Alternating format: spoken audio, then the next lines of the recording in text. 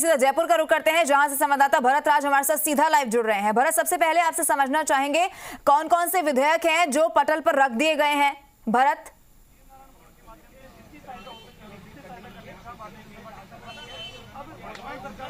देखिए, विधानसभा का पंचम सत्र था, आज से शुरुआत हुई थी। आज प्रश्नकाल नहीं हुआ।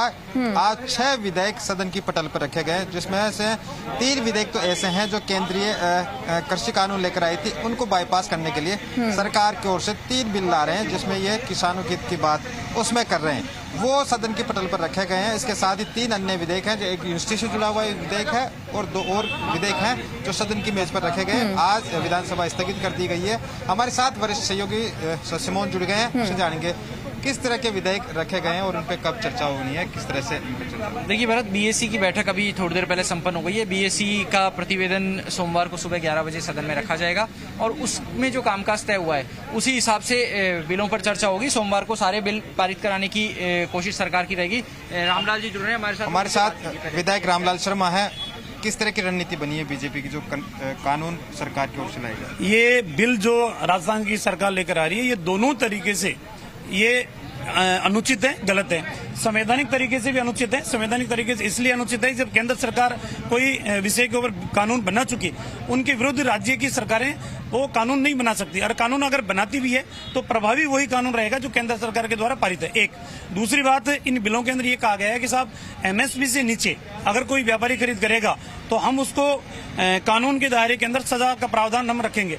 मेरे ख्याल से कोई भी व्यापारी सजा काटने के लिए राजस्थान में नहीं आएगा, और जब राजस्थान के अंदर व्यापारी कोई खरीद करने के लिए नहीं आएगा तो आनन पानन के अंदर किसानों को कुछ सामान्य दामों के अंदर अपनी फसल मेहनत और परिश्रम से जो की गई उसको बेचना पड़ेगा। इसलिए जो सरकार बिल लेके आ रही है ये किसान विरोधी है, किसानों के अहितकारी है, किसानों के इसमें फायदा होने वाला नहीं है। भारतीय जनता पार्टी उस चीज का समर्थन करती है 101%। अगर ये कहते हैं कि बाजार भाव के अंदर यदि किसान की फसल 1600 रुपए में बिक रही है और एमएसपी अगर 2100 रुपए है, अगर डिफरेंस अमाउंट राजस्थान की सरकार अगर देना चाहती है तो हम उसका खुले में समर्थन करेंगे। लेकिन राजस्थान की सरकार ये बिल लेके आए कि किसानों की उपज का अगर एमएसपी के ऊपर पैसा उसको नहीं मिल रहा तो वो राजस्थान सरकार अपने खजाने से देगी, उसका हम समर्थन करेंगे। लेकिन किसानों की ये लाभ देने वाला बिल तो लेकर आ नहीं रही, सिर्फ अपने आकाओं को खुश करने वाला बिल लेके आ रही है। लेकिन सरकार तो कहती है कि केवल किसानों को नष्ट करने के लिए बिल है, इसमें एमएसपी क्यों नहीं जोड़ती सरकार, केंद्र सरकार? आपके वर्षों तक मेरे ख्याल से देश के अंदर 50 साल तक लगातार कांग्रेस की सरकारें शासन करती है, तो ये काम तो आप भी कर देते ना, आप नहीं कर सकते थे ये काम। ये एक एमएसपी एक प्रशासनिक आदेश है, ये संवैधानिक बाध्यता नहीं है, ये भी ये जानते हैं, अच्छी तरीके से जानते हैं। आप करो ना कि राजस्थान के अंदर एमएसपी से नीचे अगर कोई किसान का माल बिकेगा तो उसकी भरपाई राजस्थान सरकार अपने खजाने से करेगी। करो ना, आप मना कौन कर रहा है आपको? तीनों बिल है उसका पुरजोर तरीके से बीजेपी विरोध करेगी। 101% तीनों ही बिलों का हम जो सरकार लेकर आ रही है इनका विरोध करेंगे। दूसरा बिल जो है उसके ऊपर है कि साहब इस तरीके का माहौल क्रिएट किया जा रहा है कि किसानों की जमीन हड़पने का काम करेंगे, बड़े बड़े भूमाफिया आएंगे, बड़ी बड़ी कंपनियां आएगी, जबकि इनको बिल कभी किसी ने पढ़ा ही नहीं। कहीं पर भी इन बिलों के अंदर किसान की जमीन का एग्रीमेंट नहीं है, सिर्फ किसान की फसल का एग्रीमेंट है। और जब फसल का जब एग्रीमेंट है तो उसके अंदर जमीन कैसे हड़प ली जाएगी? एक तरीके से किसानों को गुमराह करने के लिए इस तरीके का नाटक कांग्रेस की सरकार कर रही है।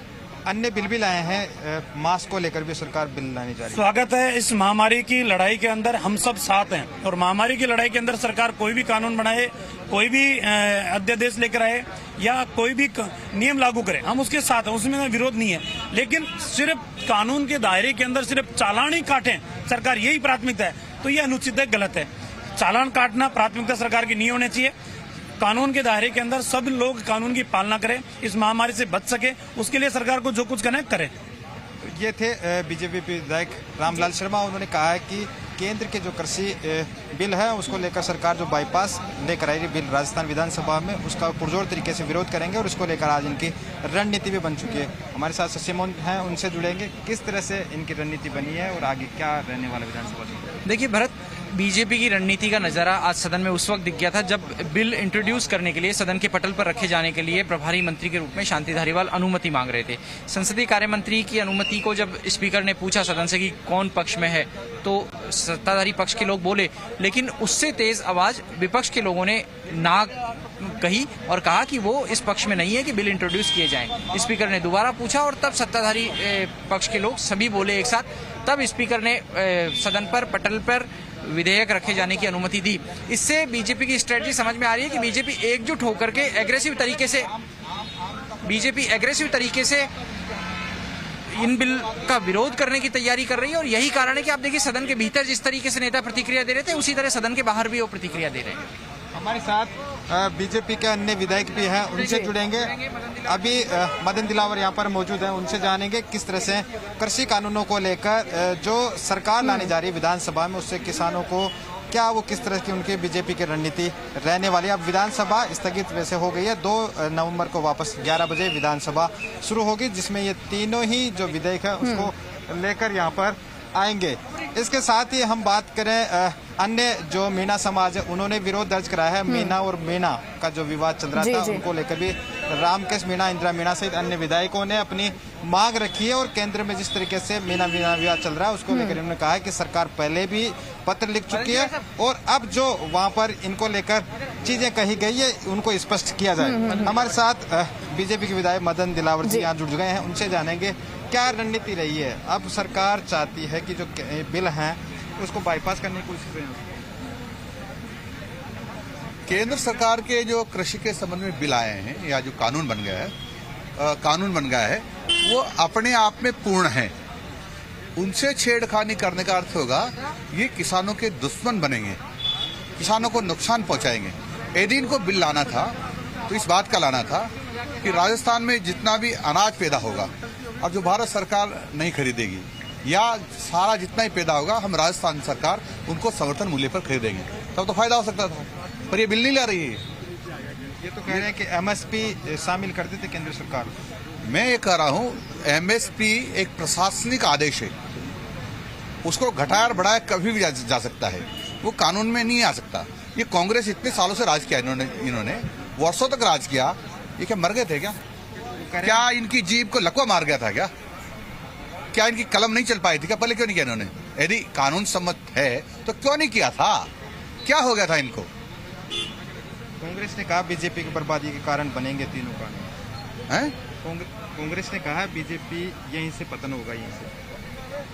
वो तो पतन किसका होगा और हिंदुस्तान से जड़ा मूल से नष्ट कौन होगा ये तो जनता दिखाएगी। बीजेपी तैयार है पूरी तरह से विरोध किया। बीजेपी किसानों के पक्ष में है, हर स्थिति में पक्ष में है, क्योंकि समर्थन मूल्य का भी फार्मूला माननीय मोदी जी ने दिया है और ये दिया है कि जितनी लागत होगी उसकी 1.5 गुना समर्थन मूल्य होगा। पहले तो था ही नहीं, पहले 10 रुपये बढ़ा देते, 15 रुपये बढ़ा देते, 20 रुपये बढ़ा देते। अभी तो कई फसलों के दुगने बढ़े हैं। तो ये कहाँ चले गए थे पहले? ये तो किसानों के दुश्मन है। अभी भी पंजाब की तरफ मंडी टैक्स लागू करने की बात कर रहे हैं। तो एक मंडी टैक्स लागू कर देंगे वहां का, तो मैं समझता हूं कि एक बोरी गेहूं पर 250 रुपए टैक्स हो जाएगा। यदि पंजाब की तरफ लागू कर दिया तो पंजाब की तरफ ला रहे तो एक बोरी गेहूं बेचने पर 300 रुपए टैक्स लेना चाहते हैं सुखजी गहलोत साहब। ये लूट करेंगे उनके साथ, लूटना चाहते हैं उनको। मदन जी, अगर सरकार संख्या बल के आधार पर सदन में ये बिल पारित करा देती है तो क्या आप लोग राज्यपाल से ज्ञापन देंगे, कोई मांग करेंगे कि वो इसमें अपनी शक्तियों का इस्तेमाल करें? देखो, राज्यपाल महोदय बहुत विद्वान आदमी है, वो सारी परिस्थितियों को देखेंगे और किसान के हित में क्या होगा उसको आधार बनाकर उस पर निर्णय करेंगे। बीजेपी जन जागरण अभियान भी चलाएगी जागरूक करने के लिए किसान, जैसा हम जागरूक करने के लिए हमने जन जागरण अभियान चलाया हुआ था। ये बीच में चुनाव आ गए, इसलिए थोड़ा ब्रेक हो गया। अदरवाइज गांव के लोग, गांव के हमारे जो कार्यकर्ता वो भी चलाए हुए हैं और फिर और गति देने की कोशिश कम करेंगे। ऐसा लग रहा है कि पूरे मामले में केवल मैसेज की पॉलिटिक्स हो रही है। बीजेपी कानून ले आई, उसके बाद किसान चौपालों के साथ बीच में गई, अब सरकार लेकर के आ रही है और संशोधन विधेयक, और अगर ये राजभवन में अटकते हैं तो सरकार भी इस बात की तैयारी कर रही है सत्ताधारी पार्टी वो किसानों के बीच जाए कि राज्यपाल। हम किसानों के बीच जा रहे हैं। किसान कोई भी विरोध में नहीं है, वही किसान विरोध में है जो किसी से प्रायोजित हैं और कोई किसान विरोध में नहीं है।